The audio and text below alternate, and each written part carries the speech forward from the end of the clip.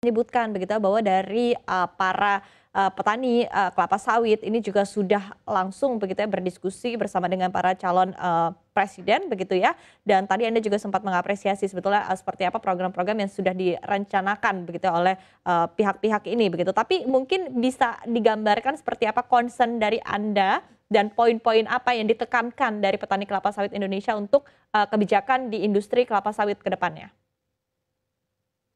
Baik, yang pertama bahwa permasalahan sawit Indonesia itu sebenarnya bukan datang dari luar negeri, tapi dalam negeri ini permasalahannya. Sehingga saya sangat berkeyakinan presiden yang akan duduk nanti akan lebih gampang menyelesaikan persoalannya jika memacu kepada 3 poin ini. Yang pertama adalah pengakuan negara terhadap Undang-Undang Cipta Kerja bahwa yang tertanam 2020 ke bawah itu clear. Itu yang selalu sandungan berat. Yang kedua adalah masalah hilirisasi yang tadi sudah dikatakan, kita memang harus lebih kencang lagi untuk meningkatkan hilirisasi, terutama sawit petani. Masalah ini minyak goreng itu kan sangat sederhana sebenarnya. Kasih aja petani sawit mengerjakan pabrik mini minyak goreng untuk kebutuhan ekonomi menengah ke bawah. Clear. Setiap 1.000 hektar masuk itu dibangun pabrik mini minyak goreng. Itu kan Kementerian Pertanian kan sudah ada programnya. Pamigo, pabrik mini minyak goreng. Ini nggak jalan. Entah apa sebab saya nggak ngerti. Pabriknya sudah ada, teknologinya sudah ada, masuk TBS, keluar minyak goreng. Canggih sekali. Dan itu sudah diuji coba berkali-kali. Nah, yang ketiga, yaitu adalah Badan Sawit Indonesia. Udahlah, berhentilah kita untuk berromantisme dengan cawe-cawe dari banyak kementerian. Kasih satu badan yang mengurusi sawit Indonesia, namanya Badan Sawit Indonesia, yang otoritasnya itu di bawah presiden. Tidak ada negara di muka bumi ini yang sehebat Indonesia. Ini anugerah Tuhan kepada Indonesia bahwa sawit bisa tumbuh subur dan luar biasanya 42% atau 6,8 juta hektar dikelola oleh petani. Andai kata sawit yang 16,38 juta hektar ini dominan dikuasai oleh korporasi seperti batu bara, tambang minyak dan gas, itu akan lain ceritanya. Multiplier efeknya hanya pada level tertentu. Tetapi sawit itu multiplier efeknya sampai ke ring 5, Oke, sampai ke baik. semuanya ada. Baik, tapi Jadi tadi dari jadi sangat pembentukan badan ini sendiri, sebetulnya ekspektasi untuk fungsi dan, tugas dari badan ini sendiri seperti apa? Karena kalau kita berbicara dari industri kelapa sawit sebetulnya sudah punya BPDPKS begitu untuk pengelolaan dananya. Seperti apa Pak Gulat? ya, BPDPKS itu kan nggak lebih daripada juru bayar. Keluar rekomtek dari Kementan, maka mereka bisa bayar. Kalau tidak ada rekomtek, rekomendasi teknis tentang suatu kegiatan atau PSR misalnya, itu BPDPKS tidak akan bisa mengeluarkan dana dari kasnya. Nah, dalam konteks BPDPKS ini kita upgrade menjadi badan apa namanya di bawah presiden otoritasnya gitu loh. Jadi dia Oke. bisa mengakses dan mengambil keputusan sendiri dan berkoordinasi langsung kepada presiden. Itu jauh berbeda dengan BPDPKS saat ini. BPDPKS memang sudah bagus, tapi dia tidak punya wewenang untuk mengelola dana itu untuk 6 tujuan didirikannya BPDPKS gitu. Oke, jadi upgrade begitu ya untuk fungsi dari BPDPKS maksud Anda Pak Gulat? Ya, Oke, baik. Nah, kemudian di satu sisi kalau misalnya kita lihat begitu ya untuk di tahun 2024 sendiri Anda, melihat, eee, salah satunya akan ada implementasi B40 begitu dan ini juga perlu persiapan tentunya ya untuk melihat seperti apa kecukupan baik dari sisi penggunaan kelapa sawit sebagai energi dan juga sebagai pangan tentunya. Nah, seperti apa tanggapan Anda berkaitan dengan hal ini Pak Gulat?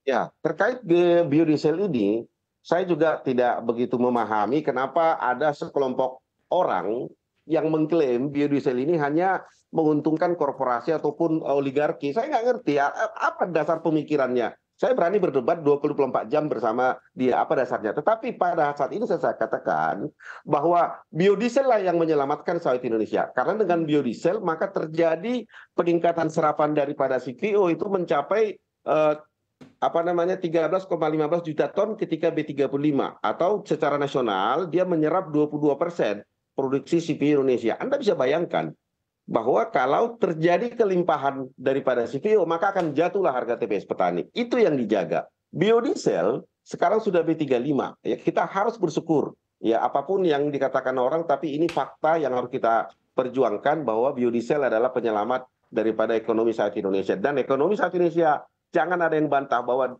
sawitlah yang menyelamatkan Indonesia. Cepat lari, bangkit dari masa-masa sulit ketika COVID khususnya. Nah, terkait kepada biodiesel yang akan masuk ke B40, kami oke-oke saja. Tetapi jangan lupa, biodiesel ini ada batas serapan tertentu. Dan sebenarnya biodiesel inilah menjadi biang kerok kerasnya EUDR memprotes Indonesia tentang pemanfaatan CPO untuk sumber energi. Saat itu duta besar ya Uni Eropa sudah datang ke kantor Kapasindo menjelaskan masalahnya di mana. Mereka hanya tidak menganggap sustain CPO kalau dipakai untuk biodiesel. Kenapa? Itu sebenarnya karena mereka tidak mau dunia kehilangan minyak sawit yang sangat dibutuhkan oleh dunia. Kalau kita gunakan sampai B40, B4550 ini semakin mereka membuat kepanas-panas dingin, asam-asam gitu loh. Nah, makanya saya bilang kita harus juga menjadi juaranya sawit, bukan menjadi pengikut. Makanya Ya, kami dukung sekali itu Bursa CPO Indonesia ya, baik. didirikan. Jangan kita Tadi ekor lagi. ya, Pak Gulat, untuk menjadi juara Ya. tentu kita harus dari sisi hilir juga harus kuat begitu ya. Tadi selain B40, kalau kita bandingkan ya tadi dengan narasi yang disampaikan sebelum kita diskusi ini, kita bandingkan produk hilirisasi kita dengan produk hilirisasi kelapa sawit dari Malaysia begitu. Mungkin apalagi yang bisa sebetulnya digalakan ataupun juga bisa diterapkan oleh Indonesia begitu sehingga nanti penyerapannya juga lebih banyak lagi dari sisi hilir, Pak Gulat. Ya, jadi B30, B35, B40 itu terus terang kita mentok di B70. Kalau kita B70, maka habislah CP Indonesia dan tidak ada lagi kita berikan kepada dunia. Itu perlu dicatat. Ini akan terjadi kalau kita tidak pernah berpikir dengan intensifikasi melalui PSR, yang kedua melalui pemanfaatan tanah-tanah terdegradasi. Kita harus sadar kita moratorium, tidak ada penambahan luas lahan. Oleh karena itu kita juga melihat bagaimana pemanfaatan hilir ini untuk lebih efisien. Contoh dengan Aftur. Dunia terpersona loh dengan kehebatan teknologi Indonesia. Jadi kalau kita cemburu ke Malaysia sudah 200 turunan, udahlah itu belum ada apa-apanya dengan Indonesia. Kita jangan melihat yang kecil padahal badan kita sangat bagus dalam posturnya. Contoh, tidak ada negara di muka bumi ini yang sehebat Indonesia sudah masuk ke B35. Malaysia baru B10, B15. Jauh ketinggalan. Untuk apa kita bicara yang receh-recehan? Tetapi kita selalu mengatakan rumput tetangga lebih cantik daripada rumput kita sendiri. Ini yang menjadi Oke. persoalan. Makanya saya sebagai petani sangat mengharapkan, mari Indonesia satu tujuan, satu gerbong melihat sawit ini. Tanpa sawit Indonesia nggak ada apa-apanya di mata dunia.